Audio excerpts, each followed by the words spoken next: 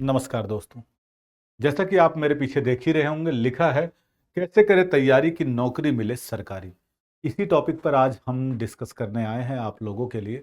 आज मैं बताऊंगा उन सभी पहलुओं के बारे में जिस तरीके से आप तैयारी करेंगे तो आपको सरकारी नौकरी अवश्य मिलेगी। पहले तो सरकारी नौकरी में भी साथ में ये चीज़ ध्यान रखिएगा कि हम सरकारी नौकरी तैयारी करवा रहे हैं तो किस चीज़ की, टीचिंग एग्जाम की, ऑल टीचिंग एग्जाम की। यहाँ पर हम बात करेंगे यदि आप सरकारी अध्यापक बनना चाहते हैं तो आपको क्या क्या करने की आवश्यकता है, किन किन पहलुओं पर ध्यान देने की आवश्यकता है, कैसे आप तैयारी करेंगे, क्या मुख्य योग्यताएं चाहिए और कैसे कैसे तथ्यों को आपको पालन करना है। तो शुरुआत करते हैं आप लोगों के सामने। पहले अब शुरुआत पहले इन बिंदुओं से करते हैं कि टीचर बनने के लिए क्या योग्यता है। तो टीचर बनने वाली योग्यता पर हम बाद में डिस्कस करेंगे। पहले ये समझ लेते हैं कि हम टीचर कितने प्रकार से बनते हैं। देखो, प्राइवेट और सरकारी दो प्रकार से टीचर होते हैं।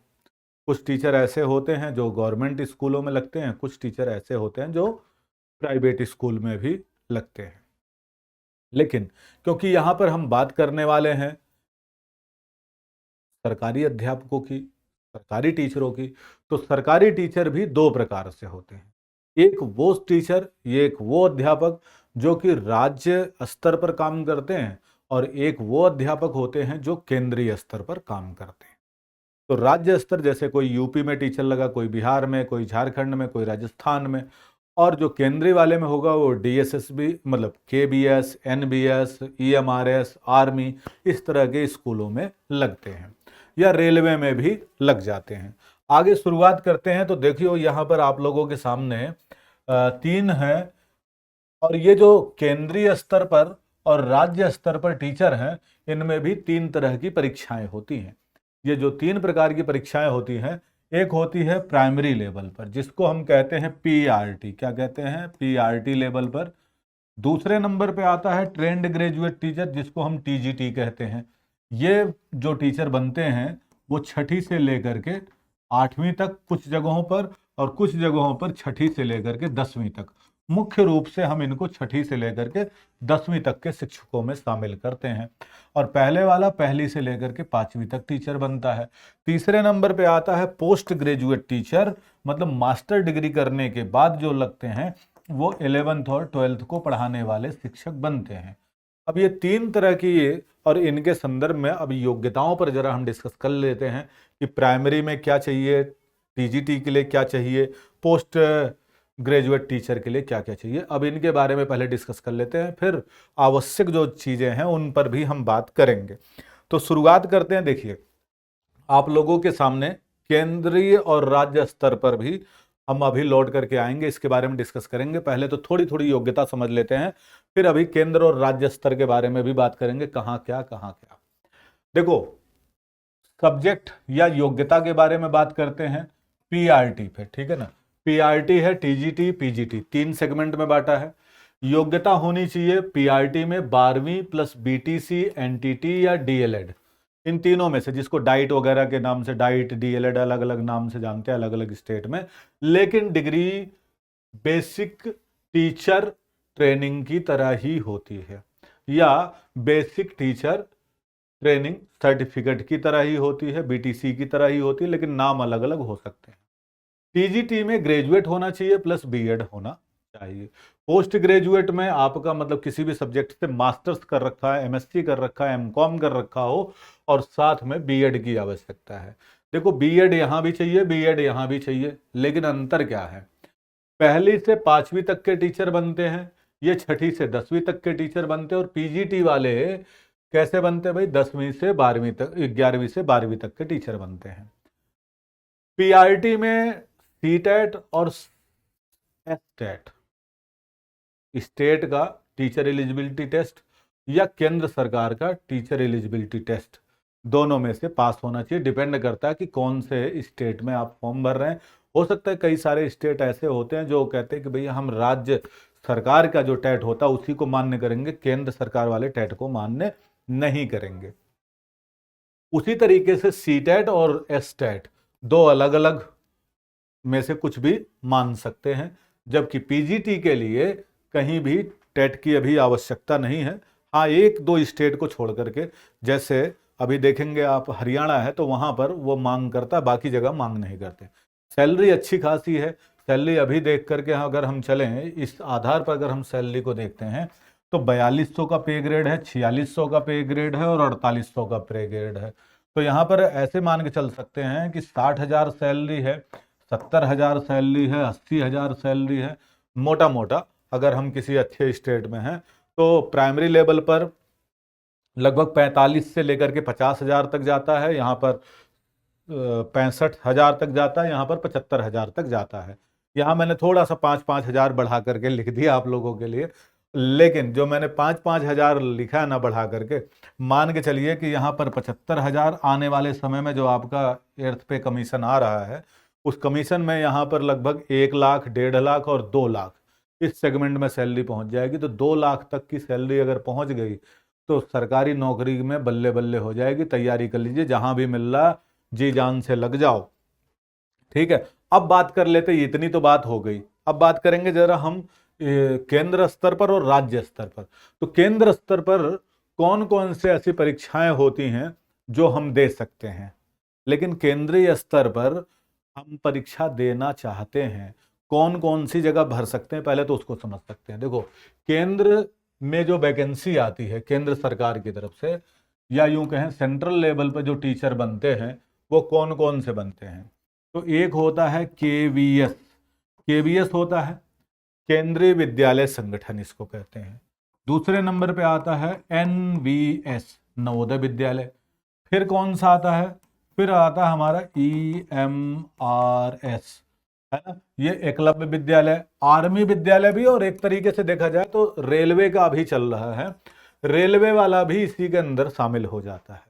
तो लगभग 5 प्रकार से जो है हम लोगों की वैकेंसीज आती हैं जो कि केंद्र स्तर पर होती हैं। हाँ, वो अलग है कि इसमें राज्य बांट देते कि भाई इस केवीएस में है तो केंद्र सरकार की, लेकिन केंद्र केवीएस में अरुणाचल प्रदेश में अभी वैकेंसी है, जो लोग अप्लाई करना चाहते कर सकते हैं। मध्य प्रदेश में अभी वैकेंसी केवीएस में आई, जो अप्लाई करना चाहते कर सकते हैं। मणिपुर में आई हुई वैकेंसी केवीएस में, जो अप्लाई करना चाहते कर सकते हैं। इस तरीके से होता है कि अलग अलग स्कूलों में जगह मिलती है, अलग अलग जहां खाली होते हैं वहां वैकेंसी आ जाती है, कई बार टुकड़े टुकड़ों में वैकेंसी आ जाती है, लेकिन है ये केंद्रीय विद्यालय, मतलब एक तरीके से सेंट्रल स्कूल है। अब देखिएगा, ये दो विद्यालय हैं, ये जो दो विद्यालय हैं, इनमें क्योंकि ये आवासीय विद्यालय है, रहने वाले विद्यालय, यहाँ पर बच्चों को रहना, खाना, कपड़ा सब कुछ मिलता है, उसी तरीके से अध्यापकों को भी सारी व्यवस्थाएं मिलती हैं। तो मान के चलिए ये 6ठी क्लास से लेकर के 12वीं तक के लिए है, अर्थात यहाँ पर आप अप्लाई करने वाले जितने भी टीचर होंगे वो टीजीटी और पीजीटी ही अप्लाई कर सकते हैं, टीजीटी और पीजीटी के लिए अप्लाई कर सकते हैं। बाकी यहाँ पर अगर हम बात करते हैं, रेलवे की बात करते हैं और केवीएस की बात करते हैं, तो यहाँ 1ली से लेकर के 12वीं तक, अर्थात यहाँ जो वैकेंसी आती है वो किसकी आती है, पीआरटी की आती है। टीजीटी के लिए भी अप्लाई कर सकते हैं और पीजीटी के लिए भी अप्लाई कर सकते हैं। तो इन यहाँ पर 3 प्रकार की वैकेंसी आती हैं, केवीएस में भी और रेलवे में भी, और साथ में जो आर्मी पब्लिक स्कूल है उनमें भी। तो इस तरीके से यहाँ आपने समझ लिया कितनी वैकेंसी आती हैं। राज्य स्तर पर आपको पता है कि राज्य स्तर पर अगर हम चलते हैं तो भाई किस तरह की, अभी बिहार में वैकेंसी आ रही है, बिहार में भी आएगी, फिर किस में आती है, यूपी में आती है, हरियाणा में, है ना, जो मुख्य तौर पर चल रही हैं। बिहार में, यूपी में भी संभावना बताई जा रही है, हरियाणा में चलती ही रहती है। बिहार में प्रेजेंट टाइम में चल रहा है, आप देख रहे हैं सबसे ज़्यादा वैकेंसी दे ही रहा है। फिर राजस्थान में है, राजस्थान में मिल जाता है, एमपी में है आपका, फिर झारखंड में है और छत्तीसगढ़ में है, ठीक है ना। और इन सब जगहों पर स्टेट वाइज वैकेंसी आती है। यहाँ पर भी क्या है, आपका डिपेंड करता है कि आप, यहाँ पर भी 3 तरह की वैकेंसी निकलती हैं। कौन कौन सी, पीआरटी की प्राइमरी लेवल पर पीआरटी वाली भी होगी, टीजीटी वाली होगी और पीजीटी की भी होगी। लेकिन ध्यान रखिएगा, कुछ ऐसे राज्य स्पेशल हैं जो पीआरटी और टीजीटी के अलावा एक बीच में भी वैकेंसी होती है जो जूनियर की भी वैकेंसी निकालते हैं, जो कि 6ठी से 8वीं के लिए अलग सेगमेंट बनाते हैं। तो कुल मिलाकर के राज्यों में देखा जाए तो 4 प्रकार की वैकेंसी आती हैं, लेकिन इन वैकेंसीज को भरने के लिए कुछ क्राइटेरिया हैं, कुछ टेट हैं और कुछ जगहों पर सीटेट भी मान्य है। तो जो सीटेट की टेट की योग्यता होती है उनके बारे में भी जरा हम समझ लेते हैं। तो भाई थोड़ी थोड़ी जानकारी हम सभी चीजों पर लेंगे, बात करेंगे आप लोगों से यहां पर आगे। तो भाई सीटेट पास करने के लिए हमें क्या चाहिए? सीटेट की परीक्षा के लिए योग्यता क्या होनी चाहिए? एक तो भारत का नागरिक होना चाहिए, कम से कम 18 वर्ष का होना चाहिए, जिस विषय से वो आवेदन कर रहा कम से कम उसमें 50% अंकों के साथ में पास होना चाहिए। आरक्षित वर्ग का अगर कोई व्यक्ति होगा तो 5% की न्यूनतम छूट मिल जाएगी। आवेदन करने के लिए ये बताया जा रहा है, सीटेट के रिजल्ट का बताया नहीं जा रहा। जब सीटेट करने के लिए आवेदन कौन कर सकता है, अब इसको और डिटेल में देखिए कि सीटेट के लिए अगर 1ली से 5वीं तक के लिए आप करना चाहते हैं अप्लाई, तो आपको चाहिए 50% कम से कम फॉर्म भरने के लिए, और फॉर्म भरने के लिए 12वीं कक्षा उत्तीर्ण होना चाहिए।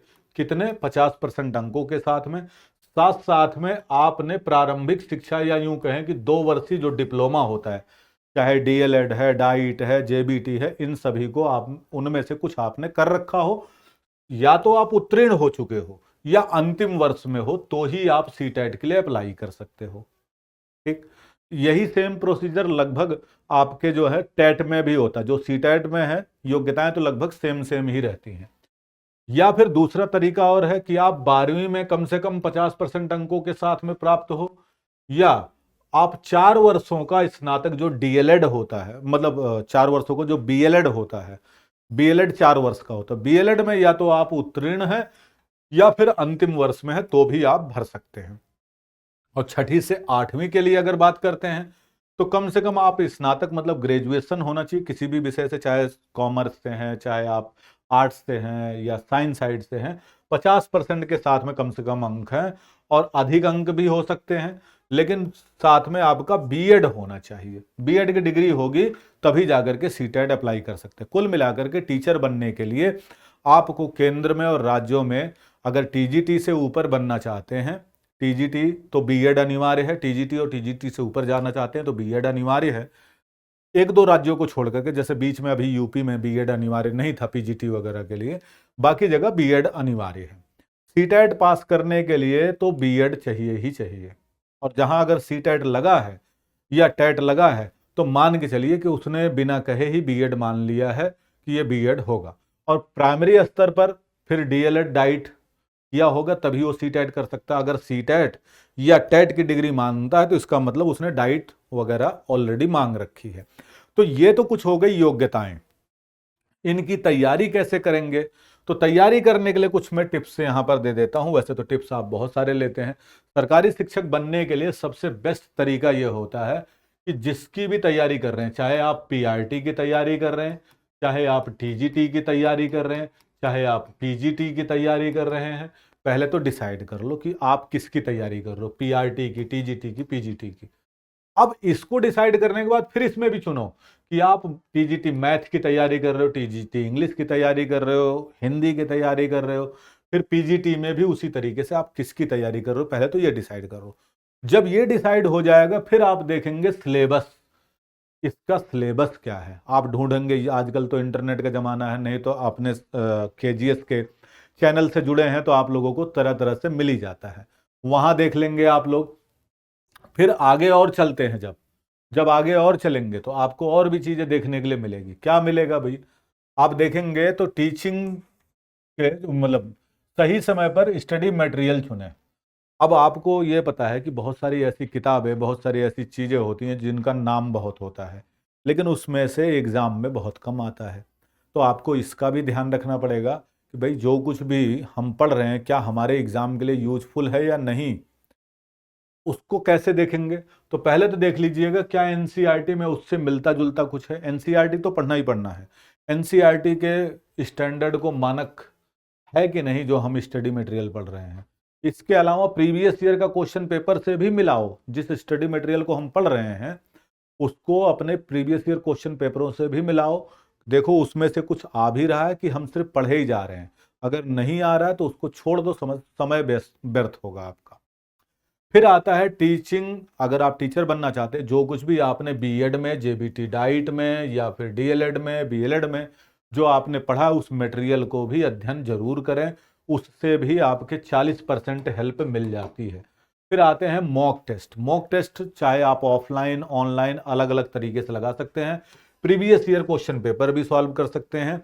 टीचर बनने के लिए जरूरी होता है समय प्रबंधन का, क्योंकि बहुत सारे लोग ऐसे हैं कि जो टीचर की तैयारी करने के दौरान कहीं ना कहीं जॉब भी कर रहे हैं, कुछ अपना भी काम कर रहे हैं। तो इन सब चीज़ों को विशेष तौर से आप लोगों को ध्यान रखना पड़ेगा कि समय प्रबंधन बहुत ज़रूरी है। समय अगर निकालेंगे, टाइम मैनेजमेंट करेंगे, तभी जा करके परीक्षा पास हो पाएंगे। किसी भी परीक्षा के लिए टाइम मैनेजमेंट बहुत ज़रूरी है। आप इसके लिए चाहे रात का समय निकाल सकते हैं, दिन का समय निकाल सकते हैं, अपने पढ़ाई को भरपूर समय देना ही चाहिए। अब आप लोगों से मेरा प्रश्न है कि क्या आप लोग केबीएस, डीएसएसबी, एनबीएस या स्टेट वाइज किसी भी एग्जाम की तैयारी कर रहे हैं? जिस भी एग्जाम की तैयारी कर रहे हैं कमेंट करके जरूर बताइएगा, क्योंकि उससे रिलेटेड वीडियो अब मैं आप लोगों के लिए एक सीरीज चलाऊंगा, जिससे बार बार लेकर के आता रहूंगा। आप हमें बताएंगे कि आप स्टेट में भी कौन सी तैयारी कर रहे हैं, या फिर आप तैयारी कर रहे हैं केंद्रीय स्कूलों की, केंद्रीय जो सरकारी नौकरी है टीचिंग की, उससे रिलेटेड। उससे वीडियो मैं जल्दी जल्द आप लोगों के लिए लेकर के आऊँगा। ये पूरी की पूरी एक सीरीज चला रहा हूँ और आपके सभी प्रकार के डाउट सॉल्व करूँगा। साथ साथ में पढ़ने की स्ट्रेटजी भी आपको मैं लगातार हर उस सब्जेक्ट, हर उस प्राइमरी, टीजीटी, पीजीटी के लेवल के स्तर का, और साथ साथ में उससे रिलेटेड जो भी स्टेट या केंद्रीय स्तर की आप तैयारी कर रहे हैं, उसके कुछ टिप्स भी दूंगा, जो कि आप लोगों को सिलेक्शन में देंगे महत्वपूर्ण सुविधा। मतलब आपके लिए लक्ष्य सरल हो जाएगा, वहां तक पहुंचना सरल हो जाएगा उन टिप्स के माध्यम से। आई होप आपको ये वीडियो मेरी पसंद आएगी, आप इसको समझेंगे और इस वीडियो को अपने दोस्तों के साथ में साझा जरूर करेंगे। ऐसे अन्य वीडियो और अन्य जानकारी के लिए केजीएस टीचिंग चैनल को आप सब्सक्राइब जरूर कर लीजिएगा। और मिलते हैं फिर नई वीडियो में नई जानकारी के साथ में। तब तक के लिए thank you so much, take care, bye bye, Jai Hind, जय भारत। हंसते रहिए, मुस्कुराते रहिए।